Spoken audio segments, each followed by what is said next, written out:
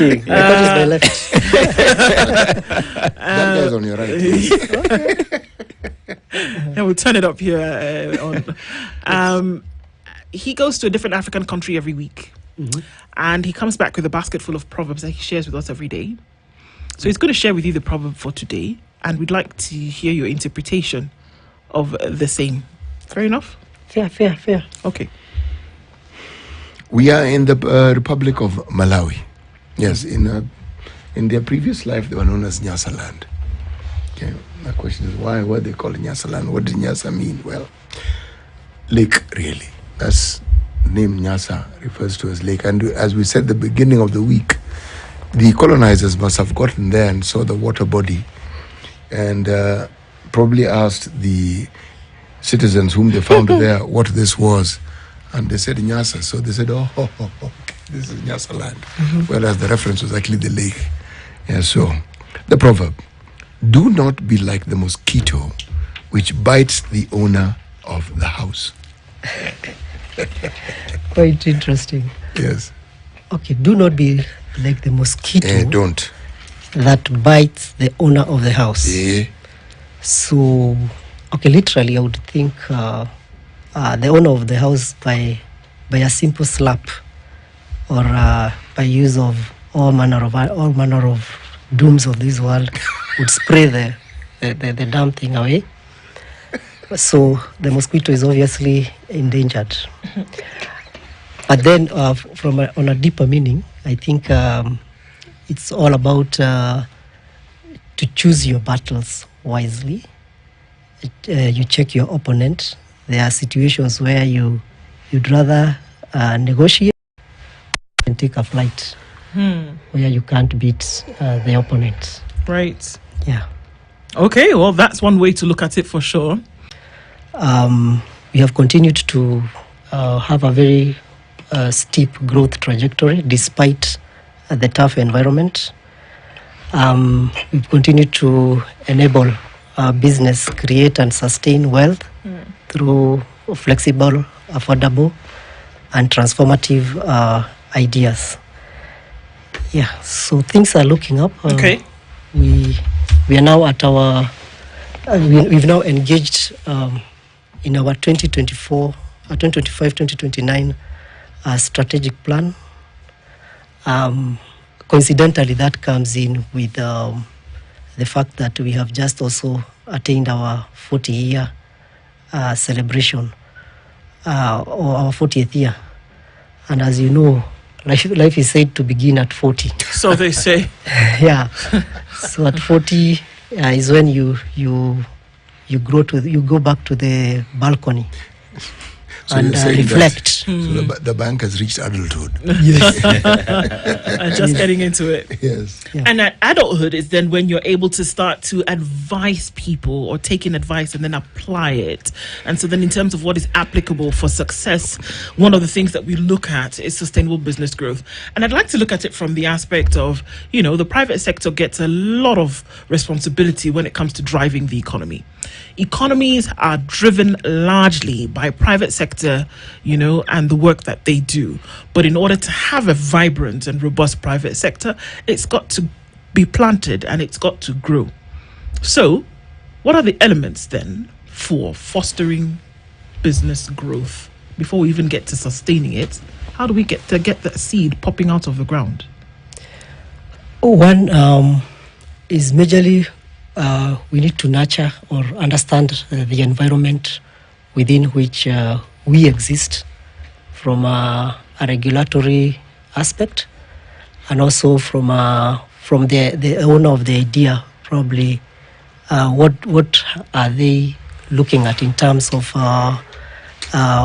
what do they aspire to do? What is the vision or mission of the people who begin or start these businesses? And then I've just seen that from the previous discussion, you have just been dealing with the human organ trafficking, for example. Are you is the business that you're in, number one, legal? What are the governance structures that need to be in place for you to run a sustainable business? What is the end game?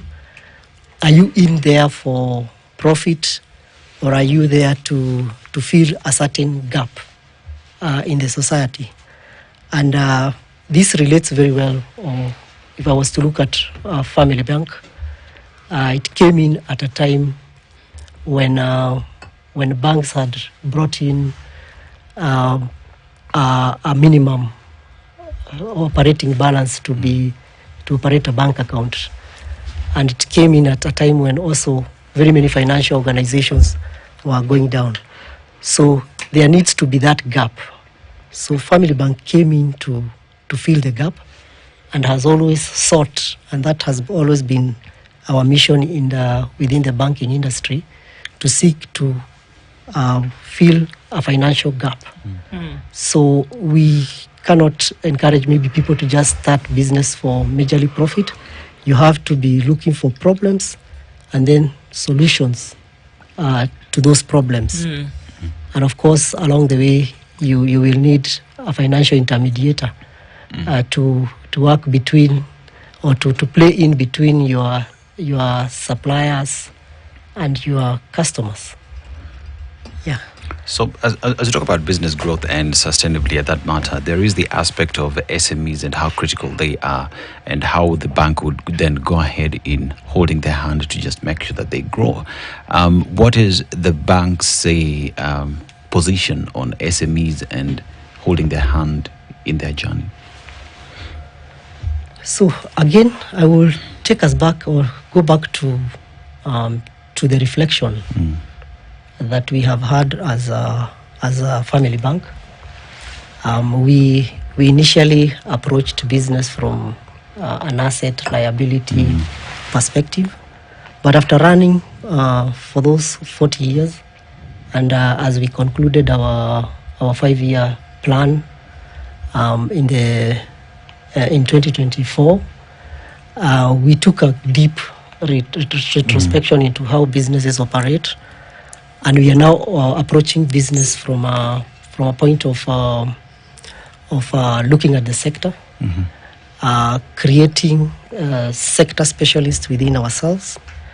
And in the next 5 years, we would want to approach business from an advice perspective, where the sector specialist relationship management approaches business from a point of understanding.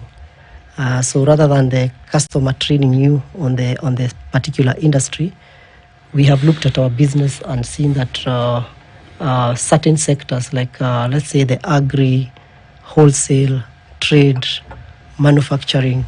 So if you are in manufacturing, you will go and understand the various aspects of manufacturing, and deeper into that, you will also look at we will also create specialists in terms of manufacturing in different areas. There are those non-consumables, consumables, and all that. If it is wholesale and trade, then what are their specific needs? They need to get very many people supplying to them. Then how do we enable them to receive payments, and also to pay out their suppliers?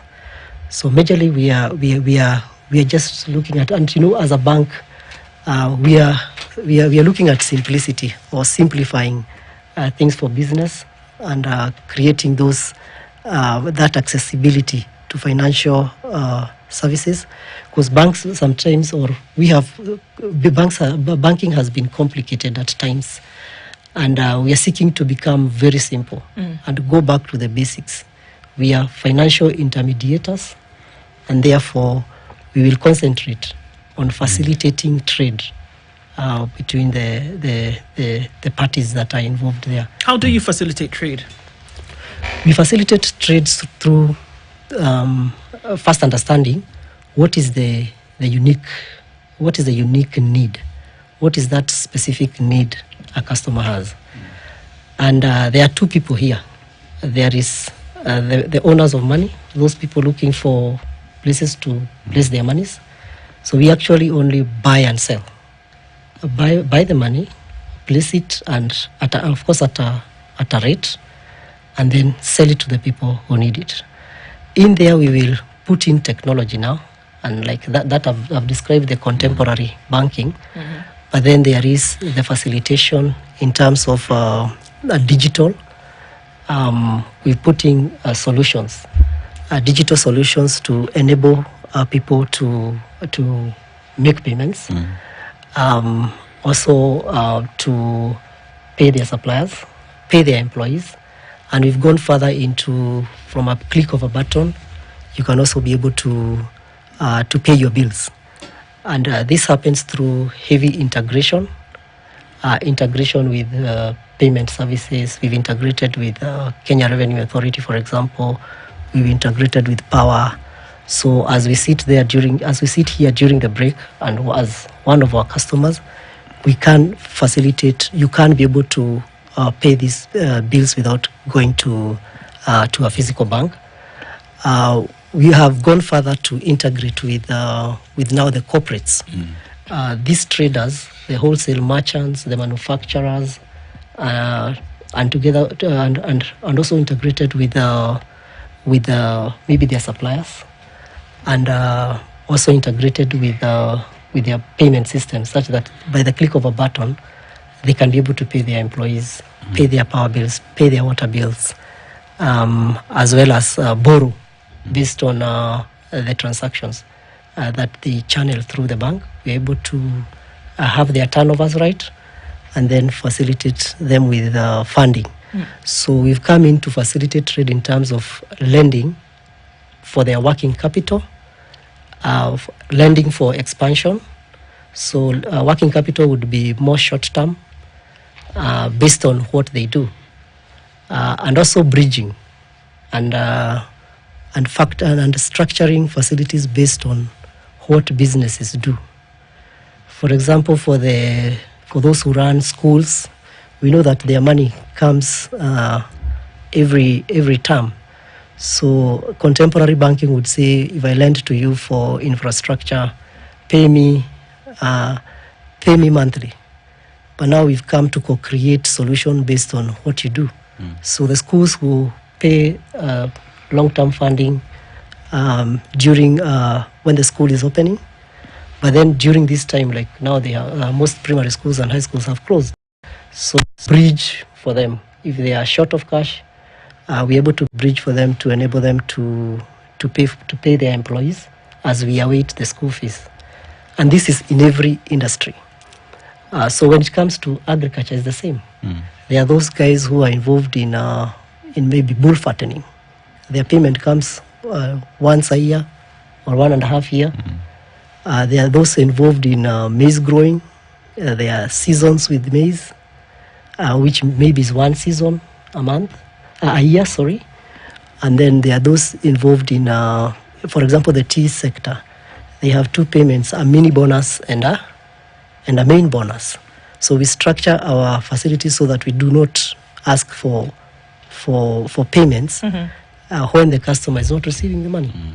So those are some of the things we facilitate in terms of Family Bank's engagement. Why is this bank called Family Bank? Why is it not called Agricultural Bank, or why is it not called a commercial bank? Yeah, we have strong family values. We call on to the family. In fact, it started off as a building society, and its first running call was to providing financial services to the family for a better future. So we started off as a building society, basically funding the consumer bit. We started off by lending to the smallholder farmers and civil servants, as well as small micro businesses. And it was majorly to facilitate the family need, in terms of payment of school fees, payment of or purchase of farm inputs, and of course for the small businesses to just do their stock financing. So we have very strong attributes to the family. Do you still do that? Yes, we From our founding director, he started by doing that and identifying the gap. So identifying the gap within the family, lending to as low as 500, to now identifying 500 shillings. Yes, Oh, it's very good. those were the first loans. When I remember, it was in the 80s, 1984, 500 shillings would. And there was no M-Pesa. There was no M-Pesa, there was no There was no technology, Fuliza. there was no Pesa Fuliza. pub. There was no Pesa Pap. Pesa Pap came much later. Yes. So we have that culture of identifying the gaps within the society, and then coming in to actually co-create. And the minute you understand the challenge your customer is facing, and then become flexible enough to listen, and then engage them in a conversation where you will co-create a solution. So it has moved from that humble beginning, then into even revolutionizing. We revolutionized banking because the then building society, which converted into a bank, was the first financial institution to do what you call paperless banking. It was an unheard of that you would go direct to the teller that time and get your money. We were also the first to do a smart card technology. Just before, we couldn't access that time. Getting an ATM was difficult, so it was only for the who is who. So we've gone ahead to when mobile banking, when M-Pesa came in, we again were the first guys to, or the first financial institution to again do mobile banking.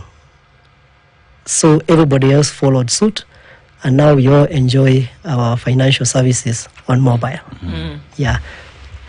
So, mobile banking, making sure that growth of business is doing well, but then there is the aspect of, I am your client. I need to be in a relationship with my bank. The only way we'll understand each other. And with that, there is the aspect of capacity building and training for both parties to understand each other.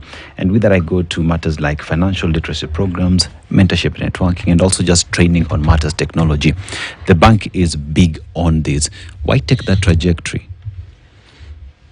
Yeah, we need to because there's the aspect of becoming too transactional, and from the basis of our name being in a family, we have always sought to have our people understand their customers and understand what they do, and we even go to as far as participating in their personal events and understanding what they do. And from a corporate perspective, we create relationships or relationship managers for our clients. And because the size has grown, we used to have like relationship managers managing just a portfolio.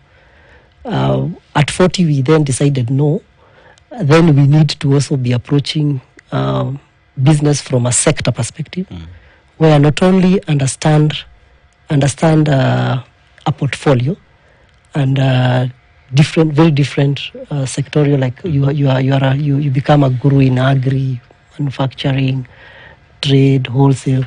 So we are now compressing this and centering our people to even now understand each sector because the size has grown. So during this whole time, we also engage in local, and we actually fund those events where we bring our customers together. If it's in a region, we again engage them, listen to their challenges, and also tell them what is new that we are offering. And then they also tell us what else we can offer them. During these sessions, even the whole management, from an executive perspective, and even the board goes down there to do a customer engagement so that we do not become just transactional. We also listen as to how our people are serving our customers. Okay. Yeah. Well, I mean, we're looking at, enabling growth and also sustainability, and also looking at the mark that Family Bank has made over the years, looking at those milestones that you talked about, and then also trying to say, okay, looking into the future, these are the things that we're going to contribute to make sure that we actually do then have a growing business environment, and how to actually keep that sustainable. We're going to take a break at this point. John Dougie is the Chief Commercial Officer with Family Bank, and we're looking at enabling that business growth. We'll take a break at this point to come back with the conversation right after this. And then also look at ways in which, you've seen that because of this engagement, that companies have actually grown, and that they've been able to come back. Businesses have grown. They've been able to contribute towards the environment. And then we see it then taking a step or two in that robust activity. So let's come back after the break and delve into that a little bit deeper at 29 minutes to 9.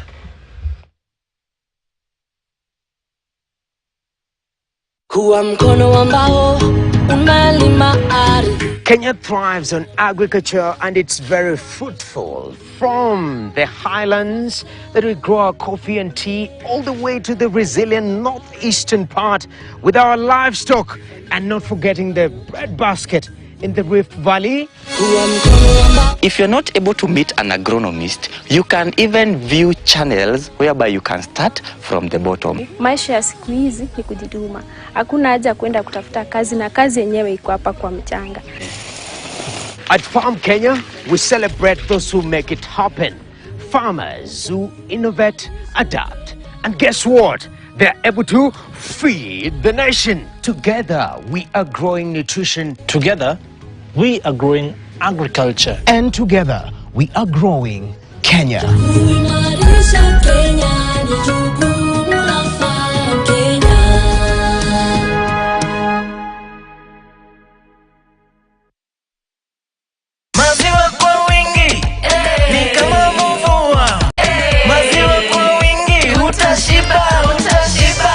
Shiba, Utashiba, Fugo Calf Starter Pellets, Calf Grow Pencils, Heifer Grow, Dairy Milk Plus, and Maxi Milk Plus, products of Unga Farm Care. Akishiba, Utashiba, Utashiba. Profite na ng'ombe wako. Jamaa hata hawezi wacha tulale ndani, anawacha tulale nje kama umbwa.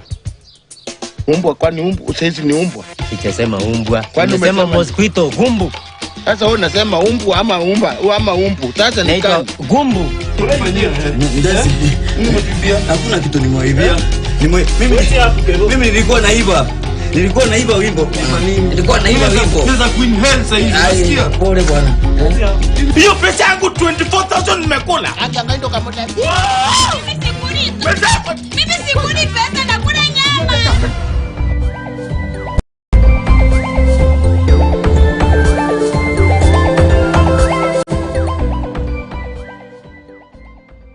Children. Yes, thank you. We do have accounts for children, and we structure this. We call it our accounts for children is called the Mdosi Junior account, the rich young one. So what we do with that is businesses, of course, people do different things within the bank, because we have those who are salaried, we have those who are in business, and we train people to save for school fees, or for a trip for the kid, or for their university education. So we usually do a standing order. If you choose maybe to be saving around maybe 10,000 a month from your pay on a specific day, or when salary comes in, or when you have chosen quarterly or half yearly to channel a certain amount of money for a certain purpose, be it school fees or be it for a long-term period. So this money just does not just sit there. We're able to again put in an interest rate, but we prohibit you so that we discipline you from, or we tell you'd rather fuliza than go into this account. So we ensure that you stick to the plan. So there's a rate that we agree and place on that account based on the amount that you have saved. Then at the time that you need the money, or at the time you have agreed to pay school fees, it will not just come as a flat figure. It will come plus some money. My interest is money that is saved specifically for the child. School fees parents pay. Money which the child can then enjoy later. Now, on. Let me ask a second question in relation to this. Financial literacy for children. Do you have specific days when you ask parents to bring their children? You have some fanfare, you have something where the children can actually get to learn, understand about money, understand why that money is in the account and things like that. Okay, we have that account that we save for the children, and you can lock it for a period. And we don't force sometimes. We cannot force, but then you can lock it for a period of time. Yes. If you decide to lock it for 1 year, 2 years, 3 years, of course the yearly rate will be higher. Yes. If you choose to lock it for just the school fees, then the rate is lower because again we won't have a lot of time to also reinvest the money. So locking it means that you can't take out money. You can't take but out it doesn't money. stop you from putting in money.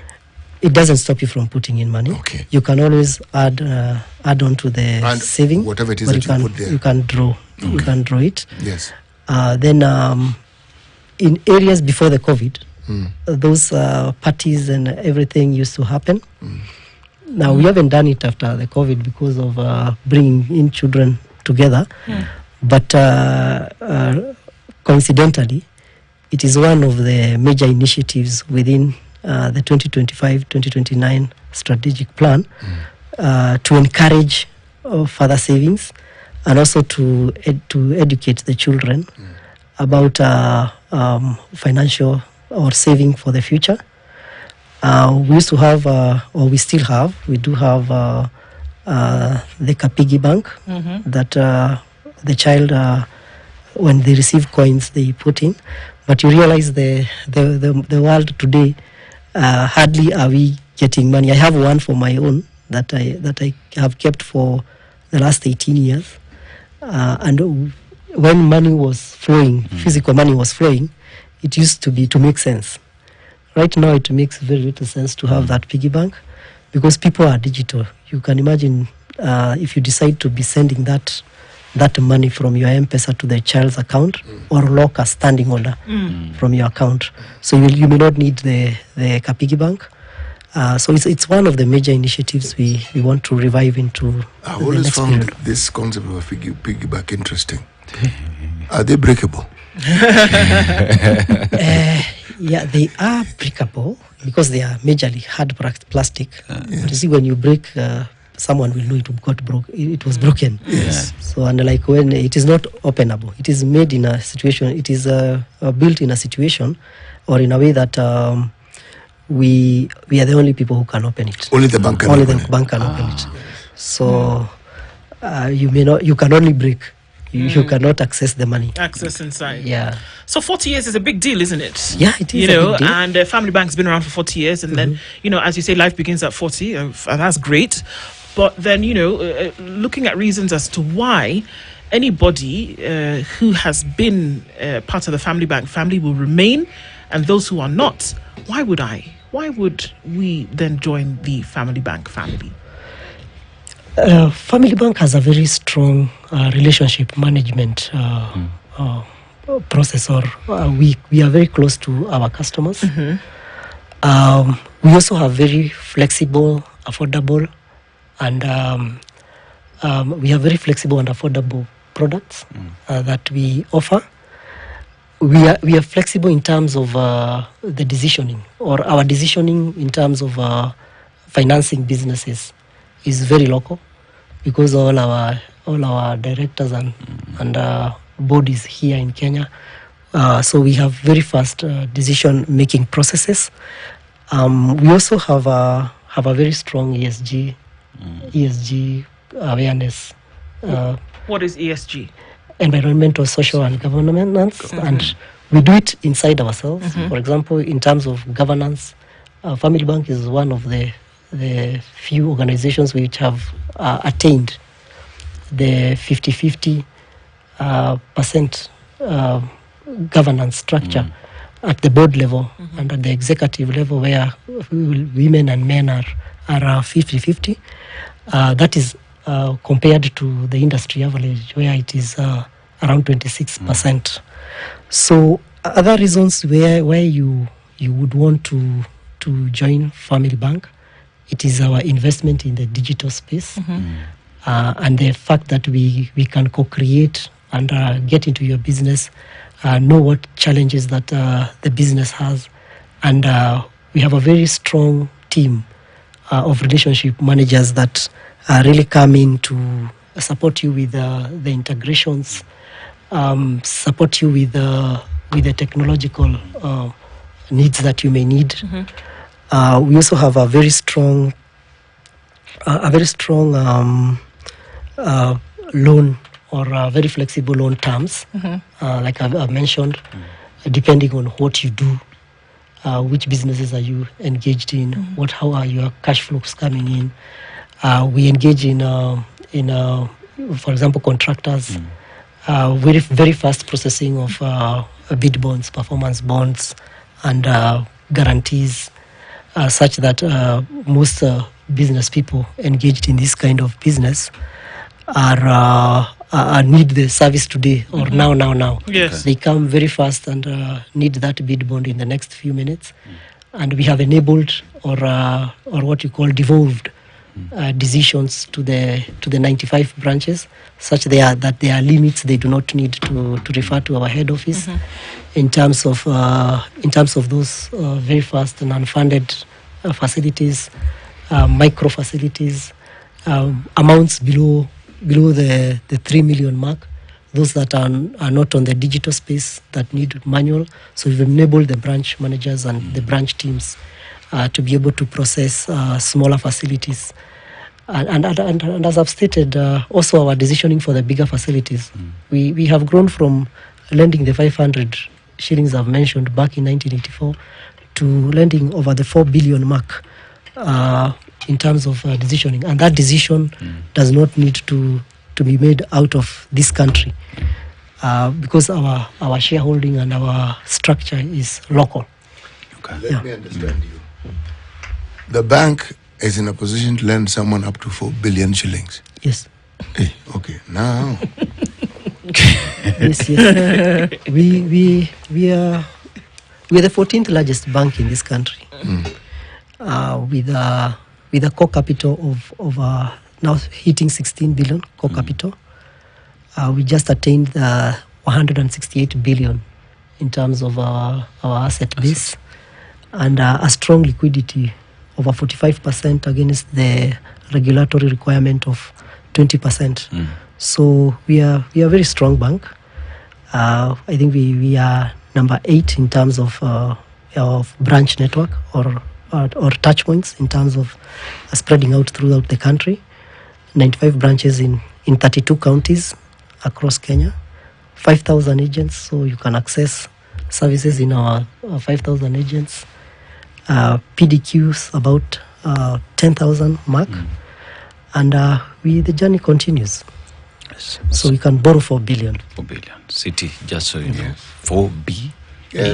I am still taking it in. Yeah, as you take that in, let's talk about sustainability in the sense that where we sit as a country, we know the president is big on matters, environment and whatnot, green bonds. But then again, there is the aspect of the bank tapping into that space, and this would be funding or giving loans to companies that are into, say, putting up solar panels and tapping into that. Is that a direction that the bank is also looking at? Yeah, we actually have a whole ESG department, and for every lending that we do, they come in because we've. I think it's no longer in Kenya a wishful idea. ESG has to be entrenched in both by the bank itself, like I mentioned about our governance, and while we are doing our facilitation. In terms of the lending, the ESG comes in to check the the social aspect of each engagement that we have. How do people deal with the recycling? How do you again litter, or how do you deal with the waste?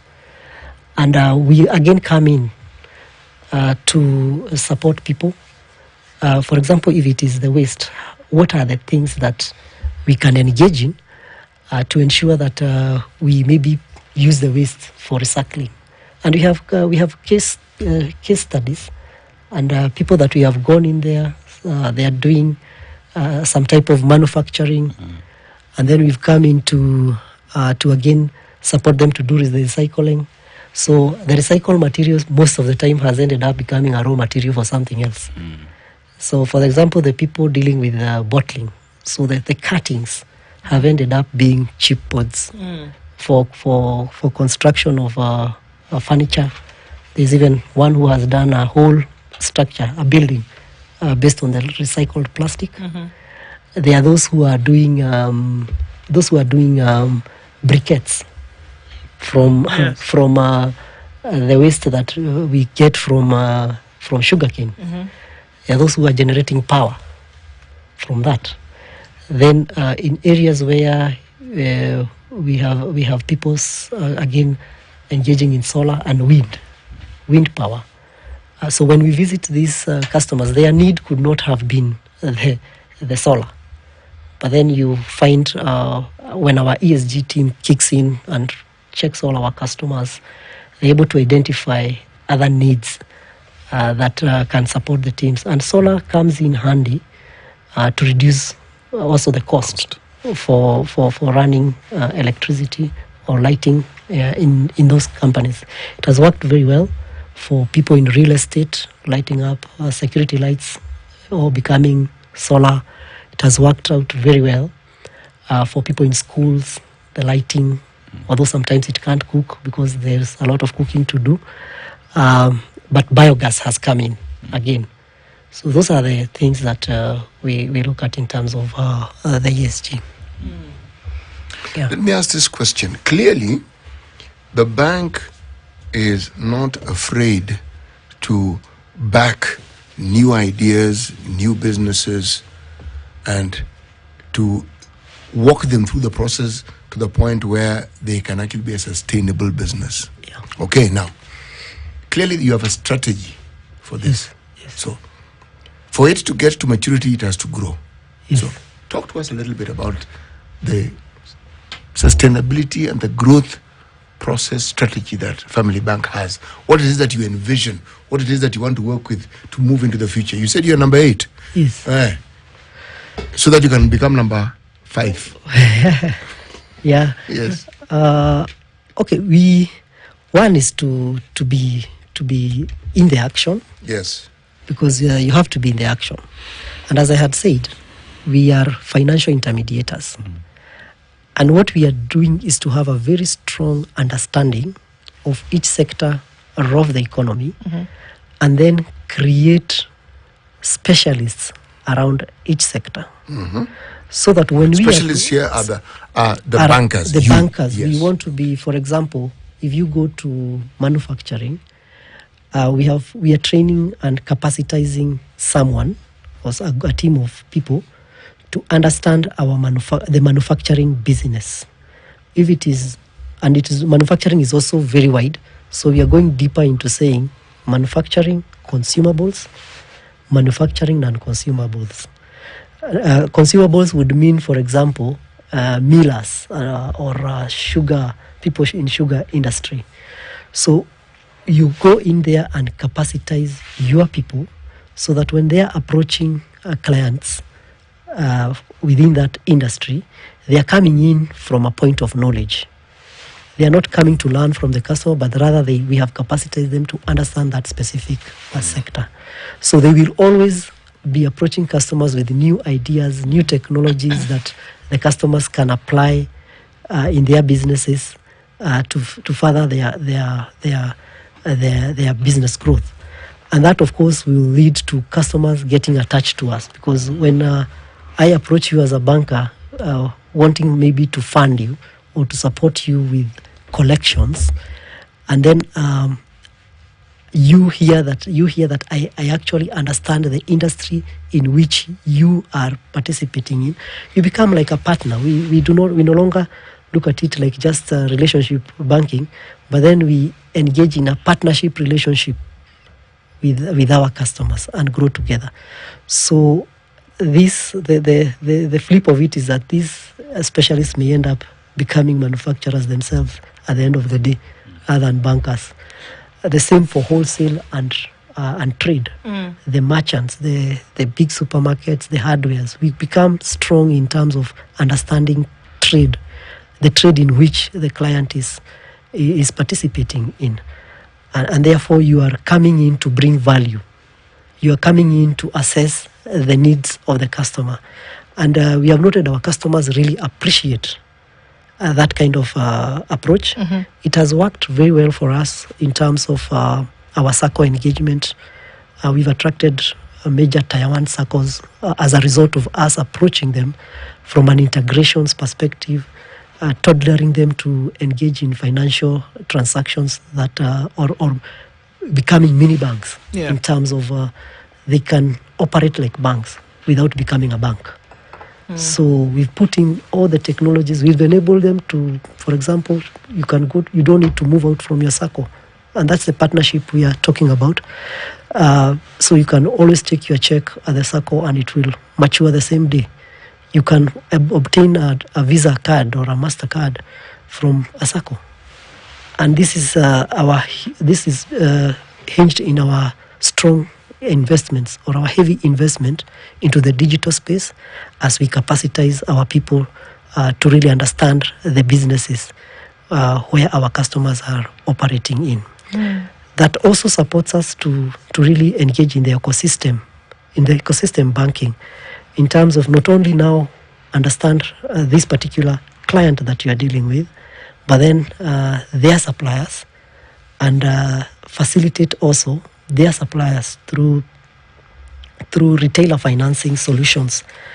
So if you are, for example, a wholesaler, you're in distributorship, then we are coming in to even support your retailers to purchase goods from you. That's the way we are really approaching it. How do you determine which SACCOs to work with? Okay, majorly is those that are regulated by SASRA. So we have some which are not.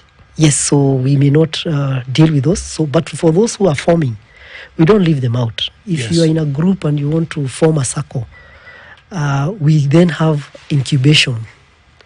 We grow them, we support them, and SACCOs take time because they are specifically engaged, or the members of the SACCOs are pulled together by maybe one particular industry. For example, if you talk of the police, talk of the teachers, civil servants. Yeah, civil servants, wakulima, they are brought together by what they do or their area of operation.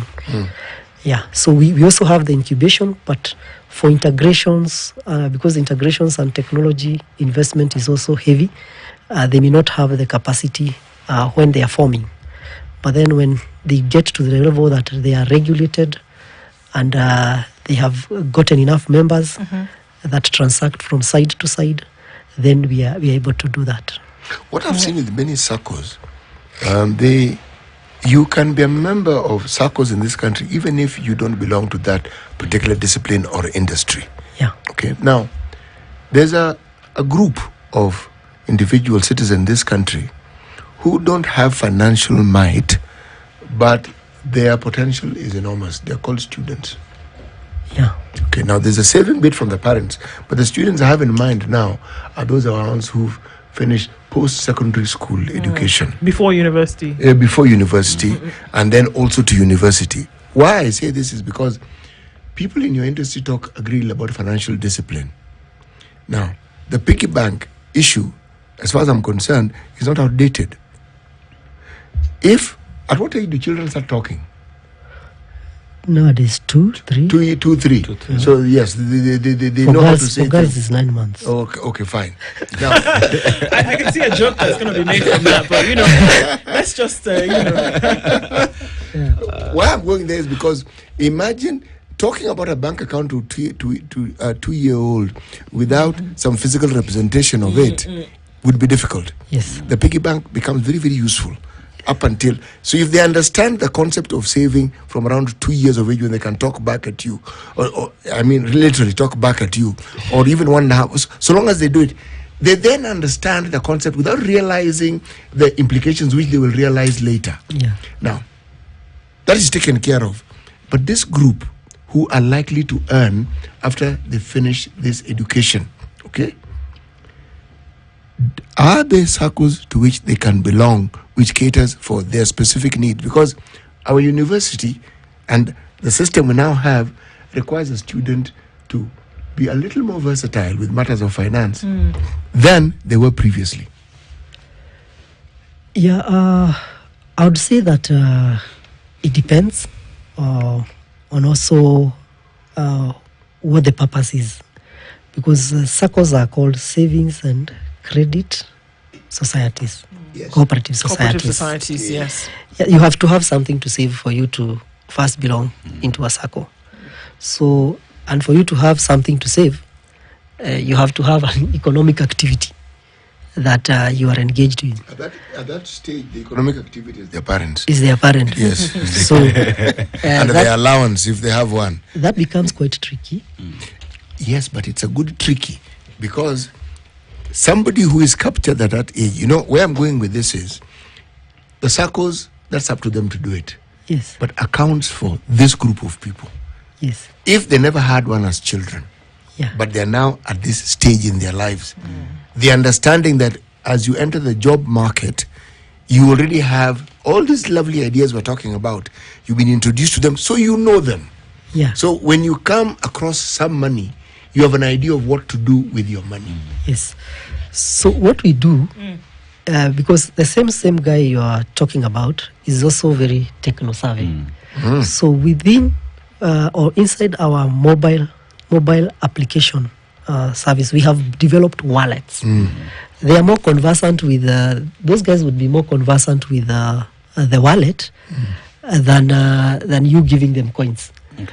So they would rather upload an app where they can again within our PesaPap app, there's a section of saving.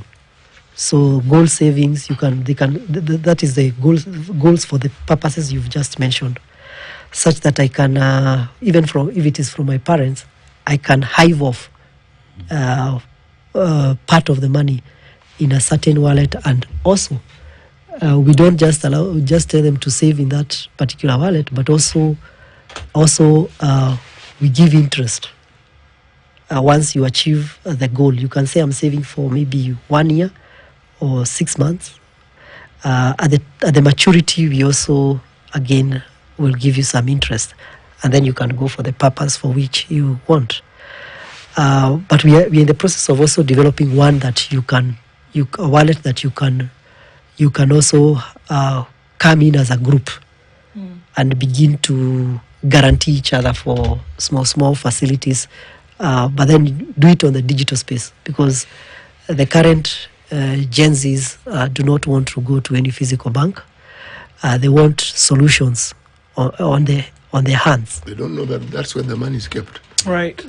I'm saying they don't know that the bank, is the physical, that's where the money is actually kept. Yeah, they don't. They actually don't want to be in a bank. Yeah. So we're actually reducing the size of our brick and mortar significantly. As you wrap this down, what would you say to customers as you're giving them that message about what you do and how they can get in touch with you? So I would invite everybody. I hope out of this conversation, I've also been able to attract a good number of our listeners and viewers to join the big family of Family Bank. So come to Family Bank. We will give you world-class customer experience. We will give you, we will be able to integrate with your businesses. support you, facilitate business, support you, do payments, support you with your trade business. And we really do invite everybody to patronize our services. We have 95 branches across 32 counties. So we really welcome them to Family Bank. John Dougie is the Chief Commercial Officer of Family Bank, has been our guest this hour talking about growth, fostering growth and sustainability. Thank you so much for being here this morning. Asante Sana. Good morning, it's 9 Thank a.m. you.